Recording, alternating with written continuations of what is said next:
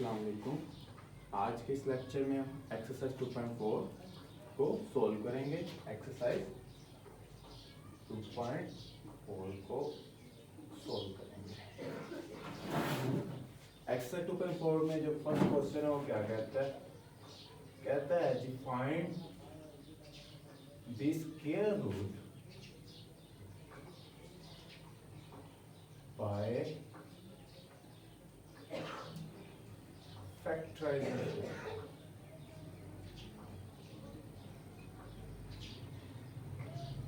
इसके मेथड्स हमने फाइंड करनी है। फैक्टराइजेशन मेथड्स हमने क्या फाइंड करना है? Find the square root. Question है जी हमारे पास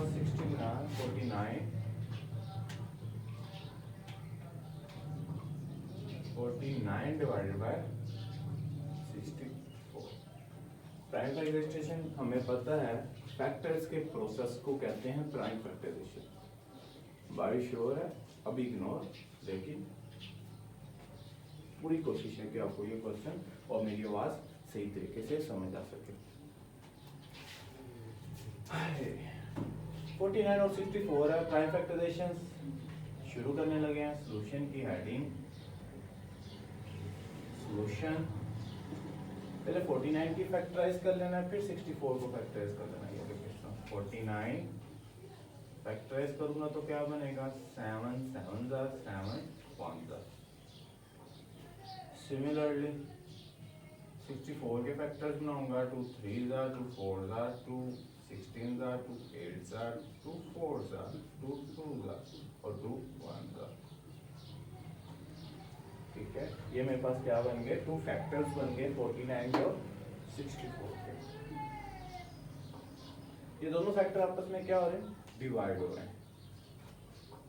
लेट डिवाइड करने का प्रोसेस क्या है? 7 multiply by 7 divided by 2 multiply by 2 multiply by 2 multiply by 2 2 2। इसको दरमियान में करके इस हमने प्राइम के फैक्टर्स बना दिए। उसके बाद क्या कहता है जी हमारे पास? 2 नहीं 7।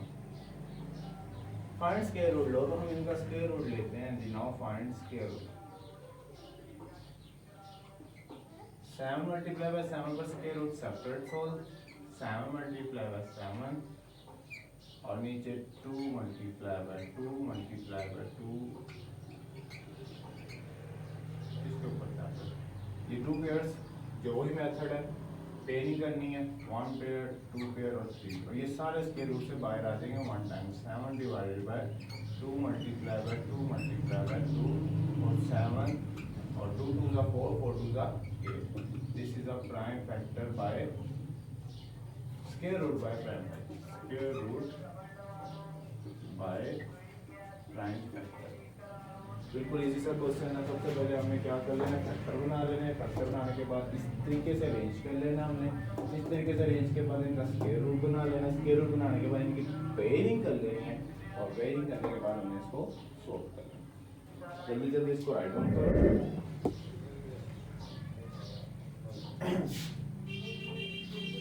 नेक्स्ट क्वेश्चन की तरफ चलते हैं। नेक्स्ट क्वेश्चन क्या कहता है? 22 24 और 25।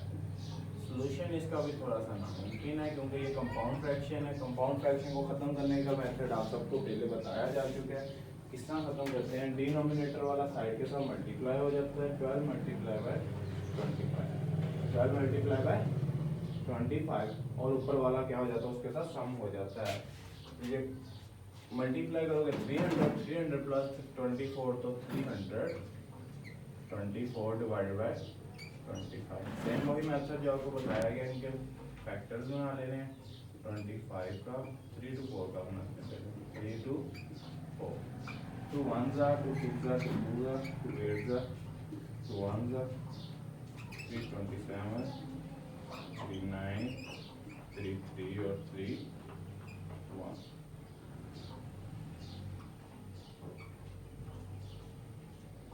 ठीक है, इसी तरह 25 का सिमिलरली है 5 and 5।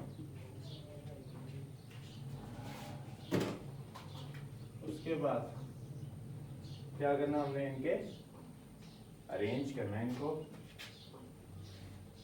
2 multiply by 2 multiply by 3 multiply by 3 multiply by 3 multiply by 3 divided by 5 multiply by 5 square root बना लेना इनका ऊपर का square root separate 2 multiply by 2 multiply by 3 multiply by 3 multiply by 3 multiply by 3 नीचे देगा square root separate 5 multiply by 5 pairing बना लेंगे 1 2 3 1 pairing 1 2 multiply by 3 multiply by 3 divided by 5 2 3 the 6 6 3 the 18 divided by 5 आपका ये आंसर सेम जैसा पिछला किया वैसे इसको हमने सॉल्व कर लिया और ये आसानी से सॉल्व भी हो गया। अब जहाँ प्राइम फैक्टराइजेशन थी वहाँ अब हम करेंगे डिवीजन मेथड। वहाँ हम कौन सा मेथड करेंगे?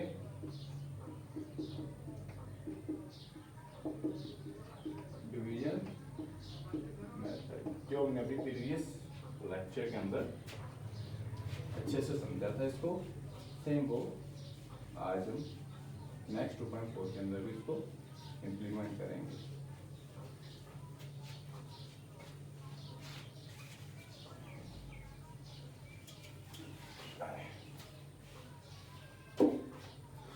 तो 1 4 डिवाइडेड बाय 2 to 5। ठीक है, सॉल्यूशन पहले प्राइम के दो फैक्टर सेपरेट बनाते थे, सेम सिमिलरली 144 के सेपरेट होंगे और 2 to 5 के सेपरेट होंगे। एक तो माइक्रोफोन भी नहीं ना है जिसकी वजह से मेरी आवाज़ आप तक सही तरीके से पहुंच सके। कुछ दिनों के बाद इंशाल्लाह कभी अरेंज कर लिया जाएगा। 144 ये वाला है, ये इसकी बात मैं कर रहा हूँ। 144 इसमें आप सबको पता है सबसे पहले हमने दिमाग को लगाना है, अपने दिमाग को। किस तरह लगाएंगे? हमारे पास क्या है डिजिट, दिमाग बाद में चले 1। अब 1 को सोचो तो इस टेबल में भेजें, जो सोचोगे उसके साथ मल्टीप्लाई भी करवाना पड़ेगा। तो ये 1 1 ज़ा 1 ये बनाएंगे तो आज 1 1 ज़ा 1 1 + 1 2 44 नीचे आ गया। 2 ही थिंक किया, 2 के साथ मल्टीप्लाई हुआ 22 मल्टीप्लाई बाय 2 44। नेक्स्ट वन अब किसकी बनानी है? 2 to 5 की। 2 to 5 के फिर पेयर्स ये 1 2 के साथ 2 नहीं सोच सकते बच्चों। अगर 2 सोचोगे तो 2 के साथ मल्टीप्लाई करोगे तो ये 2 से बड़ा हो जाएगा। हमने यहाँ तो 2 तक पहुँचाना है वर्ड डिजिट को, यहाँ उसके नीचे इंटीजर्स को पहुँचाना है। तो 1 is 1, तो 1 2 5 1 + 1 2। आप सोचो क्या सोचोगे आप लोग? ये मैं सोचूंगा 5, यहाँ भी क्या आ जाएगा 5, तो ये क्या बनेगा 1 2 5।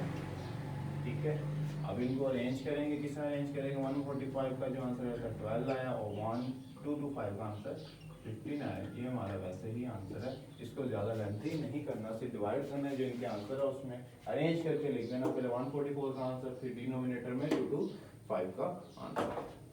बिल्कुल इजी क्वेश्चन है बच्चों। सिमिलरली अगर एक और करें हम,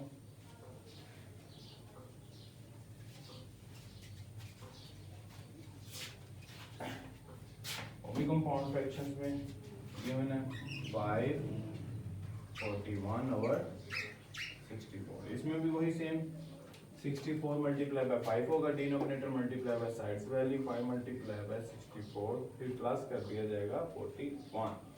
ये बनेगा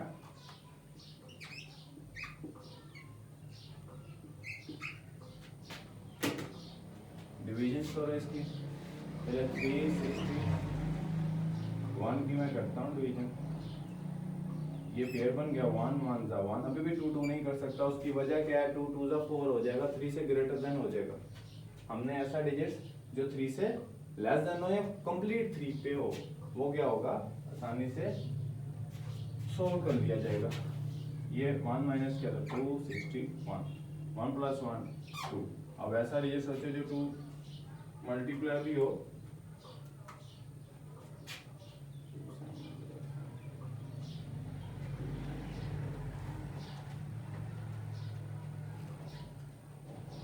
तो ऐसा कौन सा डिजिट हमारे ध्यान में आया, वो है 9। 29 बना और 9 के साथ ही मल्टीप्लाई करना, तो 29 9 का 261। सिमिलरली 64, ये दोनों पेयर है इकट्ठे सोचने, 8 8 का 64, ये तो आसान था। तो डी पहले क्या डिजिट था 361 का आंसर क्या है 19 और उसका आंसर क्या है 8। उम्मीद है कि आप सबको समझ आया होगा। आज के लिए इतना ही। जज़ाकल्लाह खैर।